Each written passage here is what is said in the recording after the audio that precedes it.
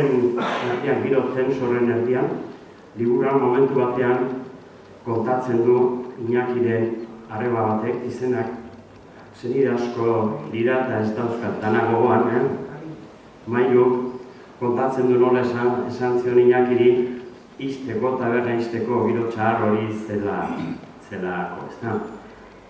Iñaki getzuen itxi, eta agian biziri jarraitzeko azken aukera galdu zuen horrekin. Eta zabali maten duzuen, eta orduan igande hartan iluntzean 11 inguruan edo, gea afaria bukatzen ari zela. 3 morroi sartu ziren tabernan, aurpegia estalita, betailetakin, gasa bota zioten, han kafe hartzen zeuden bezero batzuei. Eta Luis mostaratzen zegoen eta haiek ikusirik korrika joan zen, almazen ere eta Iñaki sukaldetik atera zenean ametrailatu zuten eta atzeak erori zen, sukaldean lotutzu ondioten herrian.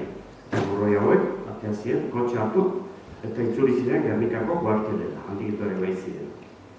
Zerratu diogu Gernikako kuartela, aurkitu dugulako lekuko bat, eta informazio lehen ere bazegoen, emakume batek emana da, Gernikan atxilotua zegoena, egun batzuk lehenago, eta igande hartan Gernikan atxilotuta jarraitzen bero gaiari lotuta zeukaten, Josefi Sagastizabal, eta bera ikusi zuen Amalia galdera edo, eta da, justu guk denborak kronometratu ditu gai hartan autopistarik etzen, eta karretera nazionaletik, karretera zaharretik joan da, kanpazarretik Gernikara, gutxi asko ordu bete behartzen, morroi hau iritsi zen Gernikako kuartelera, eta Idago kapitainak, oso famatua zena, garaiatan, Bizkaia guztia, kuradore psikopata bat zen, eta galdetu zion kapitainak zer, nola joan da?